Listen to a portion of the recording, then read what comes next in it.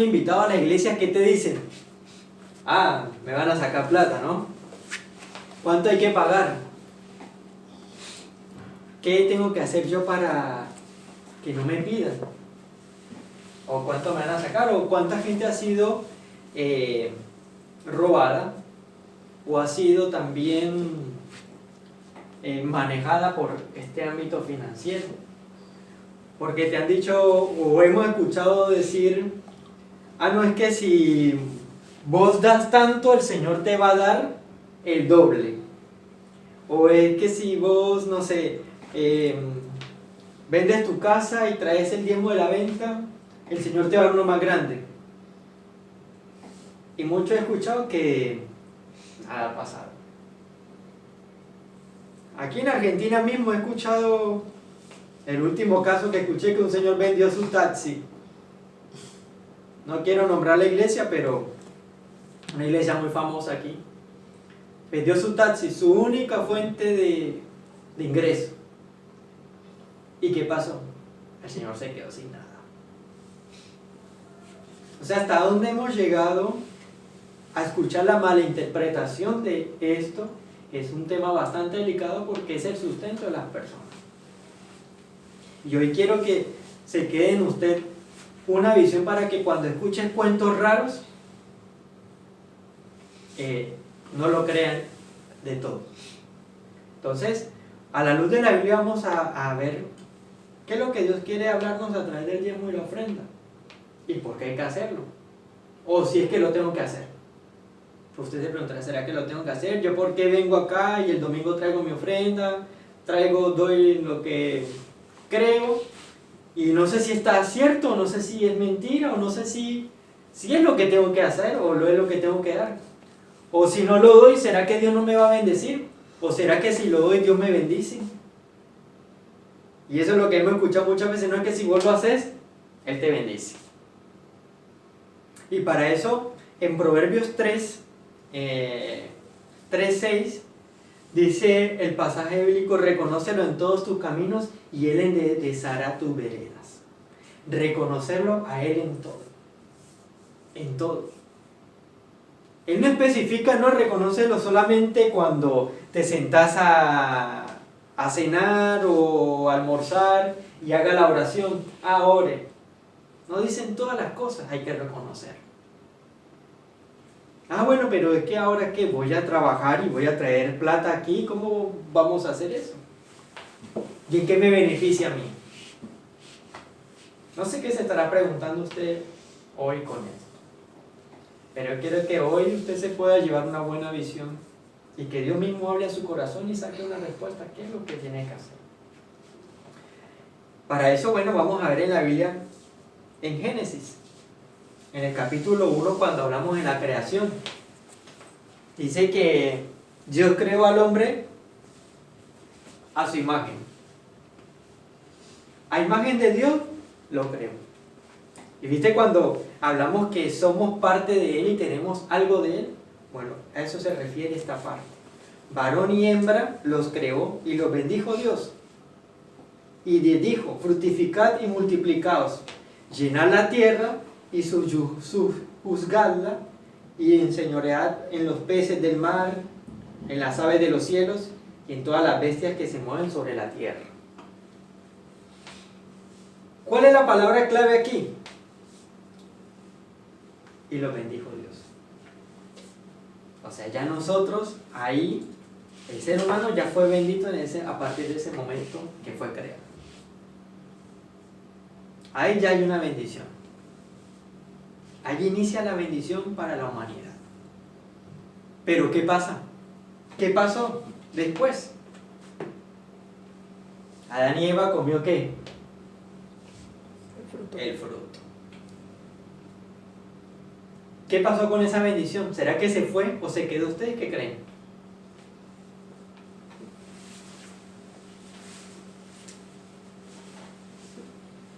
No sé, ¿ustedes qué piensan? No sé si se han puesto a pensar. Dios lo bendijo en el momento de la creación y cuando Adán y Eva pecó, ¿será que esa bendición se fue? Es una buena pregunta. Y es allí donde nosotros debemos preguntar, y no sé si en algún momento lo leyó, cuando Dios pregunta a Adán y Eva qué hicieron, dice que ellos se escondieron.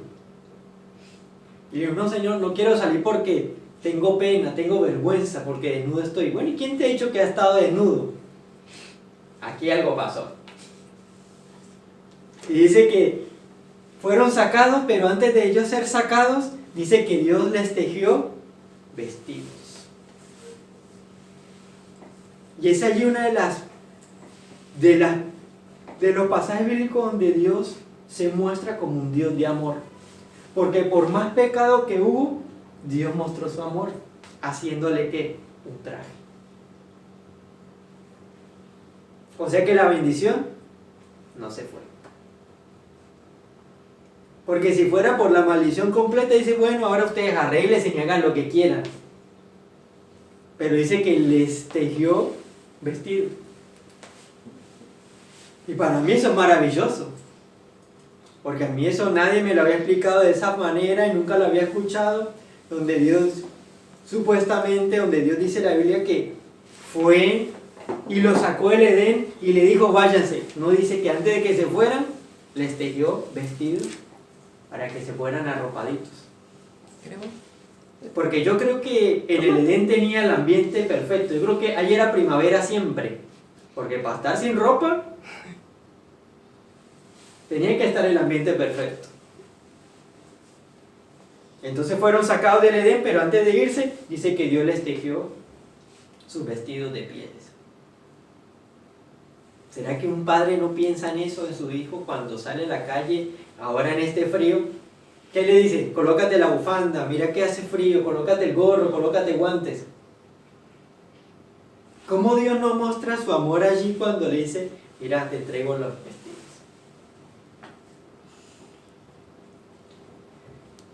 ¿Y qué tiene que ver esto con la ofrenda? Primero,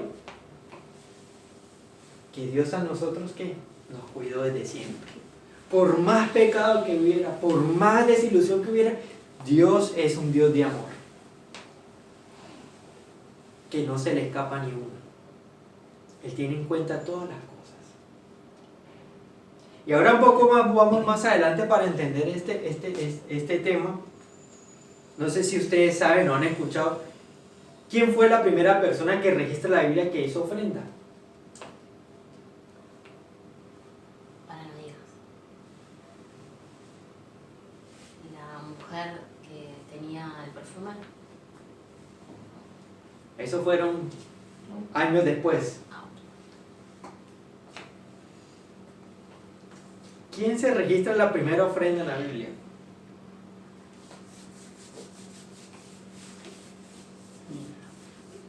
¿50-50? Está en el Antiguo Testamento.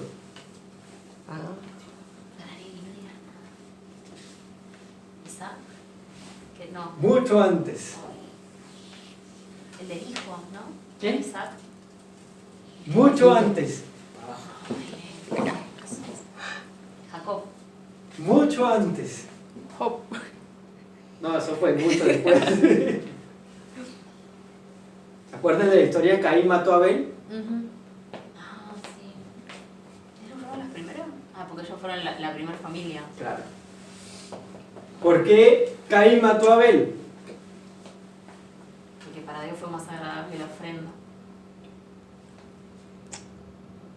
de uno de los dos. Dice que Abel era el pastor de la familia. Y Abel era el pastor y Caín era el agricultor. Entonces dice que hizo la ofrenda y dice que Abel, vamos a verlo literalmente. Aconteció que andando el tiempo, o sea, ya había pasado cierto tiempo, o sea que ya eran hombres, ya había pasado ciertos años, que Caín trajo del fruto de la tierra una ofrenda a Jehová, el agricultor. Y Abel trajo también los primogénitos de las ovejas, de lo más gordo de ellas. Y miró Jehová con agrado ¿a quién?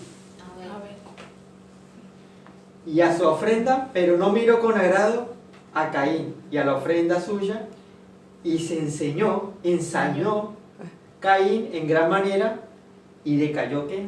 Su semblante. ¿Qué pasó allí? ¿Cómo era la ofrenda de Abel? Dice que eran las mejores ovejitas, las más gordas, era lo mejor que él le entregaba a Dios. Y dice que Caín,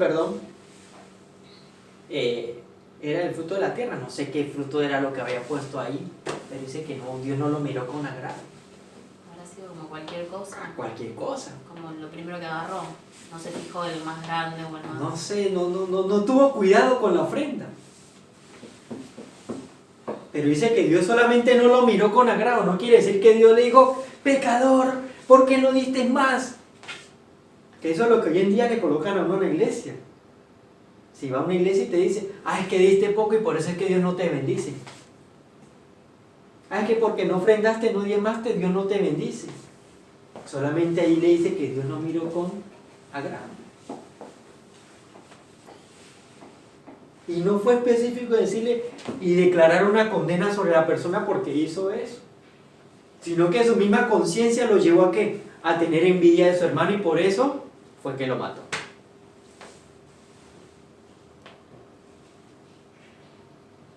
Y es por eso que hoy en día en familia se ve padres que dicen que tienen hijos preferidos. Entonces porque le da la torta un poco más grande que al otro, entonces ya ahí siente que hay una diferencia. ¿O no? ¿Quién no ha vivido eso? De niño, de grande, le pasa a todos. ¿Entendés? Y eso pasó en ese tiempo, pero el tipo fue un poco más lejos. Lo mató. Y ahora yo pregunto, o no sé si usted ha preguntado, ¿cómo podemos decir que Dios no vio con agrado la ofrenda? ¿Cómo fue eso que Dios no vio con agrado la ofrenda? No sé si ustedes se han pensado en eso.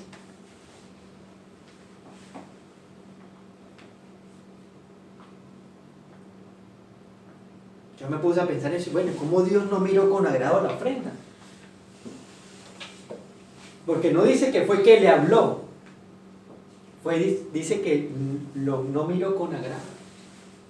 No sé si el cielo se puso gris, no sé, pero algo pasó. Que dice que Dios no miró con agrado la ofrenda. Y ahí vamos entrando un poco en materia.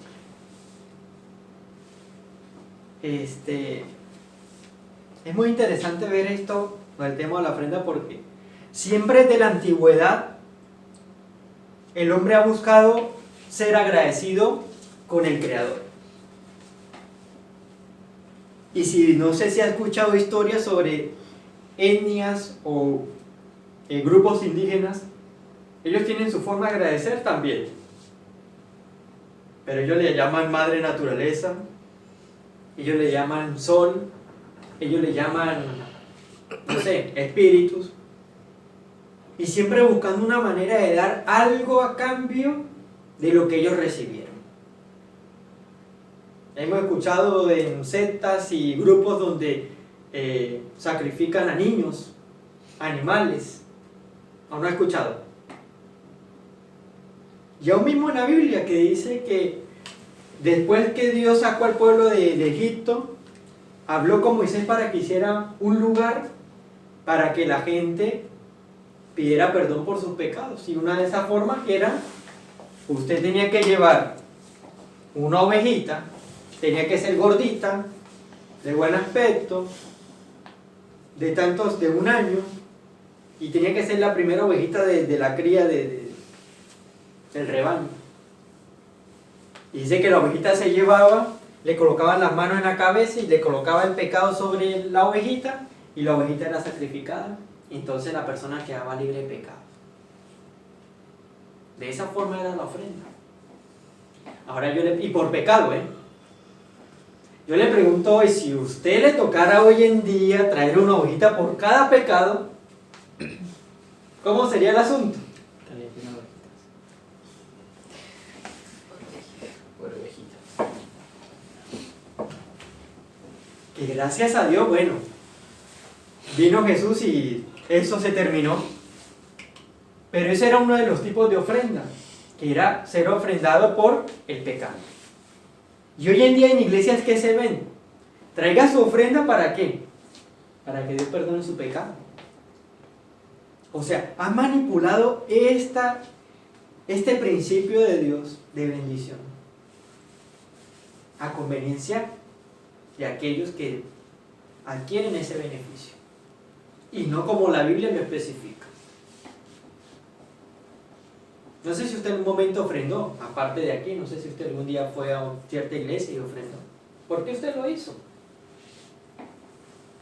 Porque te dijeron ofrenda, porque si vos ofrendas te va a ir bien, Dios te va a devolver el 50, Dios te va a dar el 100. El 100 por uno. O tal vez ofrendó, estaba en la iglesia y dijo, no tengo nada, una moneda de 2 pesos, ¡pum! Y tiró como para cumplir.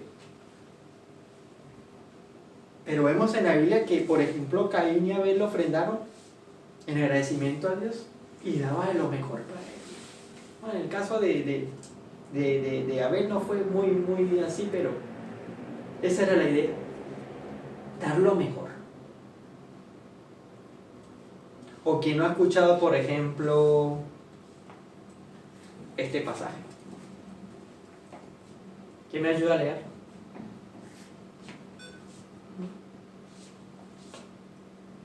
Yo, si me corres la compu un cachito, te lo leo. Ali. Traer todos los diezmos al foli, no veo, y haya alimento en mi casa, y probadme ahora en esto, dice Jehová de los ejércitos, si no, os abriré las ventanas de los cielos, y derramaré sobre vosotros bendición hasta que sobreabunde.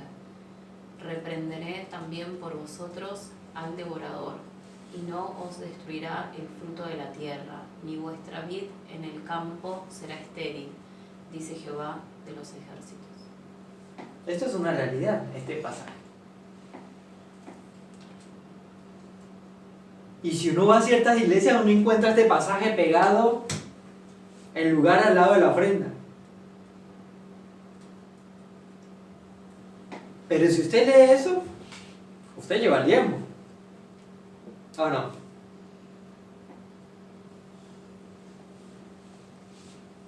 ¿Quién no quiere que haya alimento en su casa? ¿Quién no le gustaría probar a Dios y decir, Señor, yo voy a dar esto porque si yo lo doy, yo sé que tú me vas a dar? Porque dice la Biblia, probadme ahora en esto. Dice, si no, os abriré la ventana de los cielos y derramaré sobre vosotros bendiciones hasta que sobreabunden. ¿Quién no le gusta eso? Todos queremos eso en la vida, ¿no? Pero si vamos al contexto de este pasaje, ¿sabe Dios a quién le estaba diciendo esto? Al pueblo de Israel, porque el ministerio en ese momento, la iglesia en ese momento, estaba en cualquiera. Y es más, este pasaje empieza más adelante diciendo, me han robado. Dice Dios al pueblo, me han robado. Y entonces dice el pueblo, ¿pero en qué te hemos robado? En los diezmos y en las ofrendas. ¿Robará el hombre a Dios? Pero me han robado en los diezmos y ofrendas. Y este pasaje lo toman como que dice, bueno, si vos no diezmas y no ofrendas, estás robando a Dios. Y esa persona que le dice eso, bueno, y entonces, ¿dónde queda el pasaje donde dice, de Jehová es toda la tierra y su plenitud? Él no necesita plata. Pero ¿sabe por qué él estaba reclamando esto? Porque la iglesia se estaba hundiendo. El pueblo de Israel estaba alabando y buscando otros dioses. Y por eso él dice, traigan los diezmos. Se olvidaron de la fe, se olvidaron de que yo puedo proveerles lo que ustedes necesitan. ¿O es que no tienen? Tráiganlo y voy a ver si no voy a abrir las ventanas de los cielos. Y eso era lo que se refería ahí en ese momento, este pasaje. Que se puede cumplir en nosotros. Ya eso queda en cada uno. Porque es que eso no se trata de que si yo te doy, Él me da. ¿Recuerdan el primer pasaje que dice cuando Dios creó al hombre y a la mujer? ¿Qué fue lo que le dijo? Y serán benditos. Ya la bendición está. Y que por más pecado que hubo en el hombre, nosotros somos benditos porque somos sus hijos. O por ejemplo aquí en el caso que son madres, ¿será que Margarita va a dejar de amar a Horacio por más malo? O a Gaby por más malo. O no lo deja amar porque es madre. Y la madre no abandona a sus hijos. La madre no deja de amar porque ahí hay parte de ella. Pero Dios allí le estaba reclamando al pueblo de Israel: mira que me abandonaron. Y en teoría los sacerdotes no estaban haciendo nada tampoco, porque se estaban yendo para cualquier lado. Entonces los pobres sacerdotes también se estaban muriendo de hambre porque el pueblo no llevaba la ovejita. Algo muy difícil estaba pasando ahí, y a eso se refiere este pasaje. Ahora la pregunta es, ¿será que en la actualidad nosotros también tenemos que diezmar? ¿Ustedes qué creen? Porque es que esto es del Antiguo Testamento y después vino Jesús y ya no vivimos bajo la ley sino bajo la gracia, porque esto fue un mandato bajo la ley. Como los 10 mandamientos, también era por ley que tenían que diezmar. ¿Qué pasaba? Entonces el diezmo de ellos eran así, de su cultivo, ellos cultivaban y en el momento de la recolecta, ellos recolectaban todo y de la 10ª parte, de ahí viene la palabra diezmo, de la 10ª parte de esa recolecta lo llevaban al sacerdote. Y dice que de esa recolecta, el 1% tenían que dejarlo en casa. ¿Para qué? Para cuando pasaran las viudas se sustentaran con eso. Y ahora lo vamos a ver más adelante en un pasaje. Que esa recolecta tenía que beneficiar a ellos, al ministerio, a las viudas y a los huérfanos. Y también a los extranjeros. Entonces, si queremos cumplir el diezmo, hay que cumplir ciertas cosas también.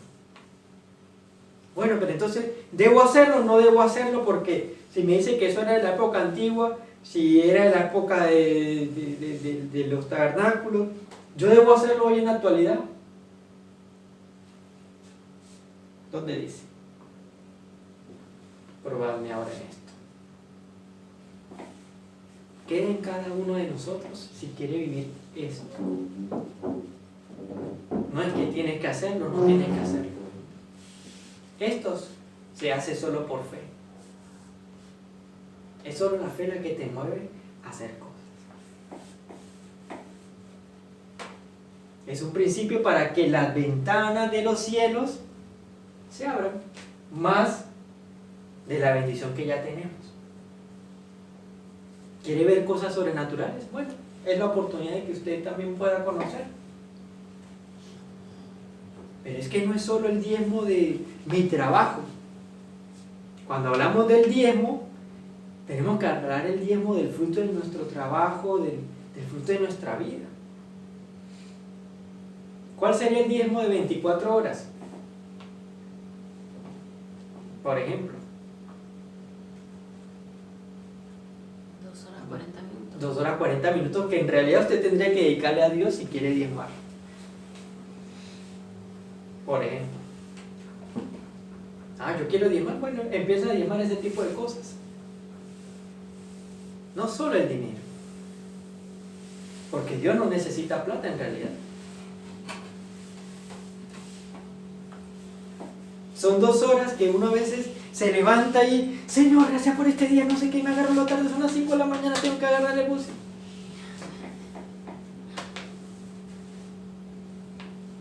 Cosas sencillas como esa, que no solo es el dinero, sino diezmar el tiempo.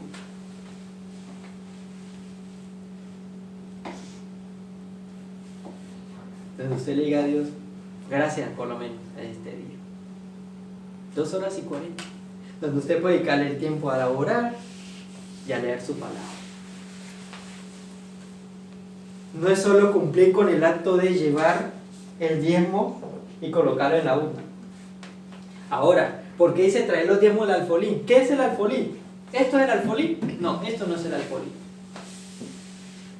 El alfolí en la antigüedad eran unas casas grandes donde la gente llevaba el 10% de sus siembras, el 10% de sus animales. Entonces, ¿aquí cabe una vaca? No, ahí no entra una vaca. Ahí no entra un saco de trigo, no entra. Era una casa grande donde la gente llevaba su diezmo, su bulto, su 10% de trigo y se lo llevaba al sacerdote. ¿Y el sacerdote qué hacía? Agarraba eso y con eso era que vivía el sacerdote. Entonces llevaban el trigo y llevaban los animalitos que necesitaban ser expiados para que el perdón de sus pecados. Y a veces se le enredaba por ahí 1 kilo de hierba mate para el sacerdote, ¿no? Para que tomara mate también. Entonces, el diezmo no es solamente algo monetario. El diezmo abarca muchas cosas. Por eso el primer pasaje que vimos en el de Proverbios 3:6 dice tenerlo en cuenta en todas las cosas. En todas las cosas. En todas las cosas.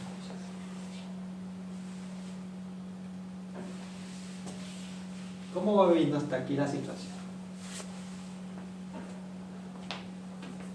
A mí me cambió totalmente la visión del tiempo cuando estudié esto.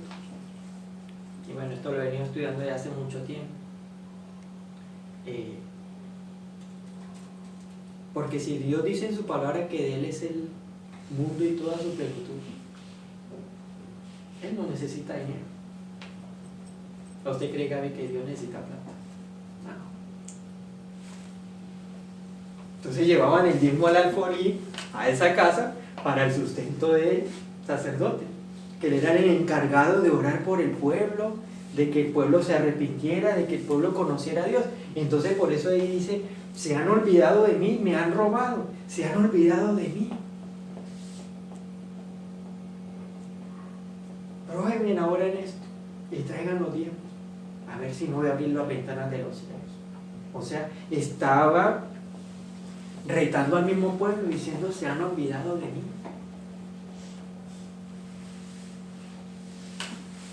Y esto era más que todo para el pueblo de Israel. Pero ¿será que en la actualidad nosotros estamos llamados a hacerlo también? Y eso queda en cada corazón. Si usted está dispuesto a dar el 10% de las cosas que usted hace, de su tiempo a Dios. La Biblia simplemente dice, probadme ahora en esto. Ya queda en su corazón y en su fe en creer. Pero es que si no lo hago, ¿será que Dios no me bendice? Probadme ahora en esto. Margarita, ¿cómo vas a ver el sabor de la arepa? Si no la prueba, no la vas a ver nunca. ¿O no? Y a eso se refiere, probar. Cuando vos le colocas fe a las cosas. ¿Sí?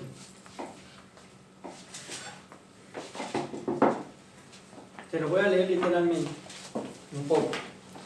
Dice Malaquías 3, del versículo 6, dice, porque yo Jehová no cambio, por esto, hijos de Jacob, me habéis sido consumidos desde los días de vuestros padres, os habéis apartado de mis leyes y no las guardaréis, no las guardasteis. Volveos a mí y yo volveré a vosotros. Ha dicho Jehová a los ejércitos, mas dijiste, ¿en qué hemos de volver? ¿Robará el hombre a Dios? Pues vosotros me habéis robado. Y dijiste, ¿en qué te hemos robado? En vuestro diezmo y ofrenda. Maldito soy como con maldición, porque vosotros, la nación toda, me habéis robado. Y ahí dice después, traen todos los diezmos. O sea que simplemente lo habían dejado a un lado a Dios, porque ya no le estaban reconociendo. Y eso no era solamente que no le estaban reconociendo, sino que estaban dejando de morir de hambre a la viuda y al huérfano. Entonces, ¿cómo afectaba todo? El simplemente hecho de no hacer el diezmo.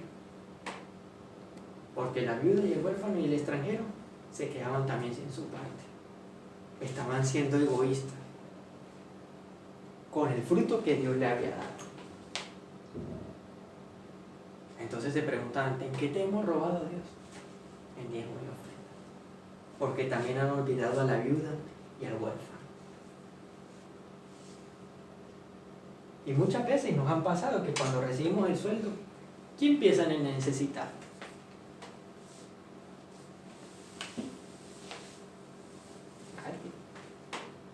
Llega el día 29, 30, primero, y empieza, va a venir el sueldo y hay que pagar la luz, el agua, la tarjeta, pa. Y si queda, bueno, guardo para la ofrenda el domingo. ¿Cómo era la ofrenda de Caín? ¿Cómo era la ovejita?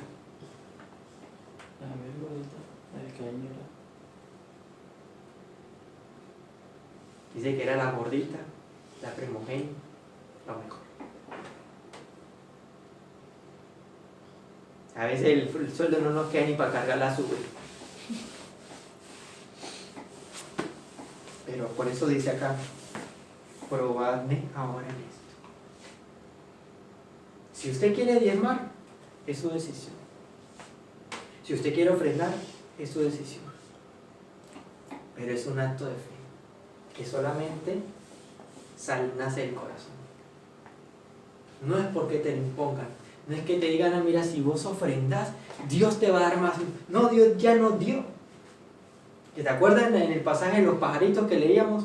Si Dios le da a los pájaros que no sirvan en cosecha, ¿cómo nos dará con Él todas las cosas? Pero aquí hay una realidad donde nos dice, probadme en esto ahora.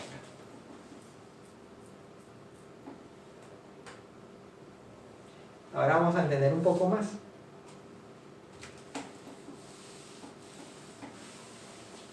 ¿Qué pasa con la ofrenda y los diezmos cuando llegan a la iglesia? Vamos a buscar este pasaje, a leerlo un poquito. 1 Corintios 9.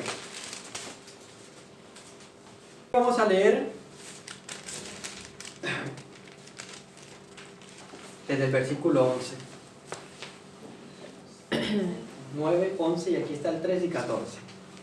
Dice así: si nosotros sembramos entre vosotros lo espiritual, ¿es gran cosa si segaremos de vosotros lo material? Si otros participan de este derecho sobre vosotros, ¿cuánto más nosotros? Pero no hemos usado este derecho, sino que lo soportamos todo por no poner a ningún obstáculo al Evangelio de Cristo. ¿No sabéis que los que trabajan en las cosas sagradas comen del templo y los que sirven al altar, del altar ¿qué? Participan? Así también ordenó el Señor a los que anuncian ¿qué? El Evangelio, que hagan ¿qué? Que vivan del Evangelio. Entonces, ¿qué se hace con el diezmo y la ofrenda?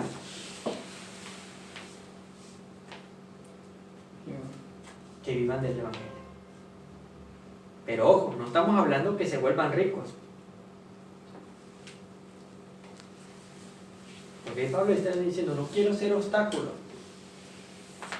Y en la Biblia no especifica que su preocupación de Pablo era comprarse un auto, comprarse un avión, tener la mejor casa. La preocupación era comer y vestir. Que obviamente que necesitamos un techo para sostener el ministerio, porque imagínate, nosotros en plena reunión y si llega a llover, o con este frío no tenemos calefacción, imagínate. Hay que tener un lugar. Pero ahí se especifica bíblicamente cómo se debe destinar los ingresos de un ministerio. Dice para que se sostenga la persona que está encargada del ministerio. Obviamente, bueno, aquí estamos recién empezando.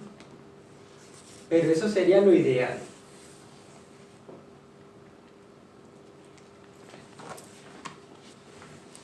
Y una de las cosas importantes de esto también es que, bueno, no sé si te acuerdan de los pasajes que leíamos al principio de Hechos, dice que tenían en común todas las cosas en el ministerio. O sea que velaban la necesidad del uno por el otro. Y ese también es uno de los principales funciones de la ofrenda. Hay ministerios que tienen sus fundaciones y ayudan a los necesitados.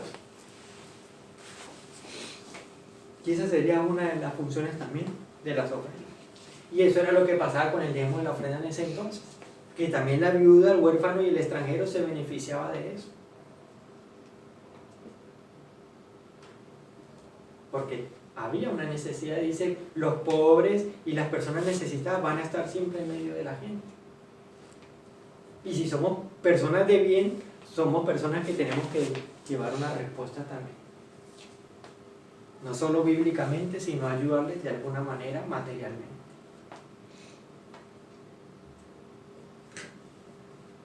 Y es que te dicen, no, pero es que usted ofrende, diezme y usted no debe importarle qué es lo que hagan con eso. No, sí me debe importar.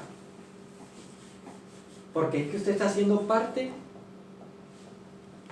de que la fe de otros también crezca. Y si es un ministerio donde la fe no se está extendiendo, no tiene ningún sentido. Y si es una fe para que el ministro o el pastor se enriquezca, no tiene sentido. Es para que esto haya una respuesta espiritualmente y también que materialmente, en lo que se pueda ayudar. Y vemos, aquí mismo en Buenos Aires, ha visto donde hay iglesias donde no pueden de lujo, donde hay muchos que necesitan. Tampoco es que vamos a conseguir un lugar donde, bueno, sea cualquier cosa, no, tiene que ser un lugar agradable, pero tampoco sobrepasar los límites. Que hemos sabido lugares donde hasta oro tienen en las paredes, ¿o no? ¿Con qué necesidad? Ah, sí, pero en los tiempos antiguos en la ley el tabernáculo era de oro. Bueno, pues eso fue una especificación que Dios dio, pero esa no es lo que hoy nos rige a nosotros y que es lo principal que tengamos que hacer. Y pintar la pared de oro. Es el de respuesta al necesitado. ¿Sí? Vemos otro. Vamos a explicar en estos últimos minutos algunos detalles. Dice, porque con el corazón se cree para justicia. Esto está en Romanos 10:10. Dice, porque con el corazón se cree para justicia, pero con la boca se confiesa para salvación. Para nosotros hacer la ofrenda, tiene que estar implicado también nuestra vida y nuestro corazón, porque es de allí donde emanan nuestras decisiones. Y es por eso que tenemos que revisar siempre el corazón. Bueno, ¿yo por qué voy a ofrendar? ¿Yo por qué voy a diezmar? ¿Voy a diezmar porque yo te doy y tú me das? No sé. Voy a hacerlo porque para que vean que yo también doy. ¿Qué hay en el corazón? ¿Cuál es el motivo de hacer la ofrenda? Dice, porque el corazón se cree para justicia, o sea, para hacer lo justo, para hacer lo bueno, para lo que es ser de buen nombre, dice la Biblia. Y con la boca se confiesa para salvación. Que tus actos y tus acciones sean concuerdes con lo que vos dices. Por eso muchos, no sé si han visto la historia cuando la mujer dice que daba lo que le quedó, daba lo único que tenía. Y había otro personaje que hacía bulla porque decía, aquí traigo mi diezmo, aquí traigo mi ofrenda. Y le pregunta a Jesús, ¿quién dio más? ¿Aquel que dio con bulla y todo? ¿O aquella mujer que dio lo último que le quedó? Esa simple comparación demuestra lo que hay en el corazón. ¿Sí? Pues la Escritura dice que todo aquel que en él creyere no será avergonzado. Esto es un acto de fe. Si usted cree en la obra de Dios, cree en su palabra, para usted no le va a ser difícil colocar una ofrenda. Porque sabe que a través de ella, la palabra de Dios se va a extender.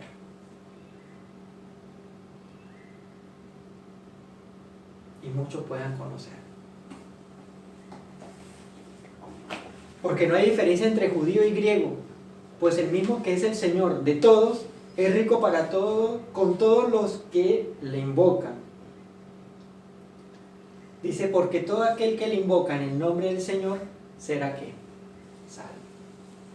¿Cómo pues invocarán a aquel en el cual no han creído?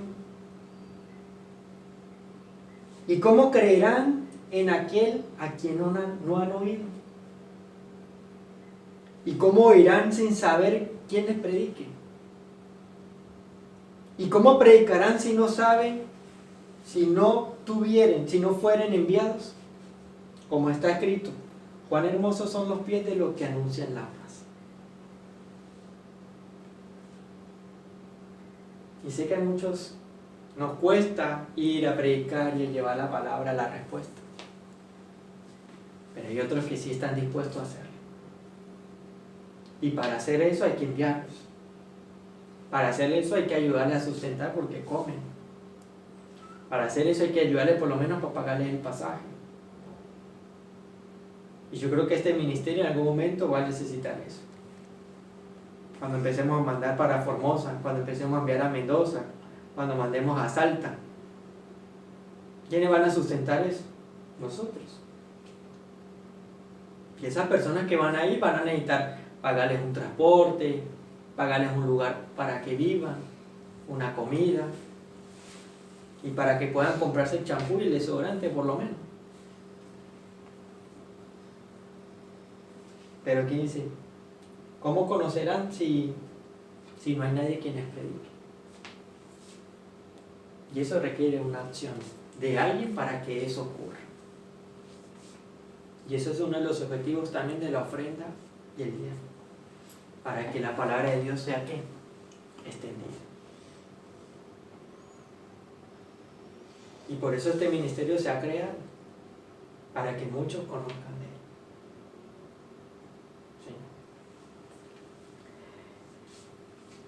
¿Sí? Y sigue diciendo allí, como está escrito, cuán hermosos son los pies de los que anuncian la paz, de los que anuncian buenas nuevas.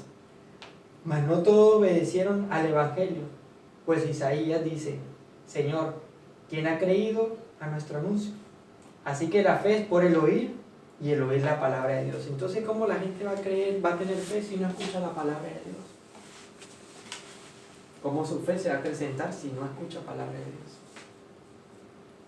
Entonces vemos que una de las cosas importantes de la fe es el motor que mueve a los hechos y a los milagros.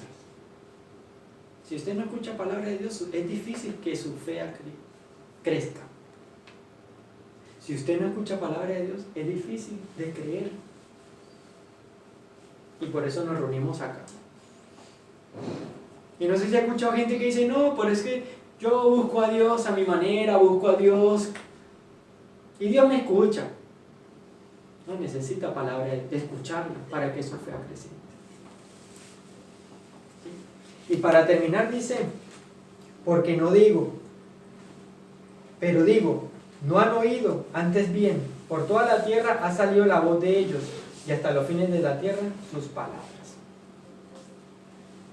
Entonces ve que también esto es responsabilidad de nosotros, de que la palabra de Dios se expanda, otros conozcan, y que a través de el diezmo y la ofrenda otros también puedan ¿qué? Alimentarse, porque en algún momento también vamos a ayudar a otros. No sé si está dispuesto en algún día que programemos una salida, darle chocolate caliente a los de la calle, o ir a no sé, a las casas hogares.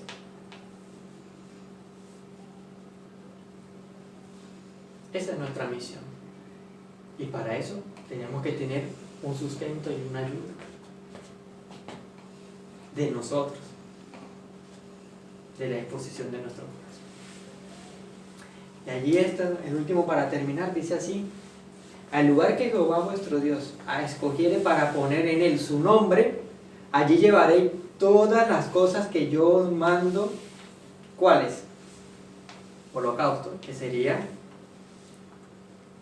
el corderito para que, ¿no?, perdone su pecado, vuestro sacrificio,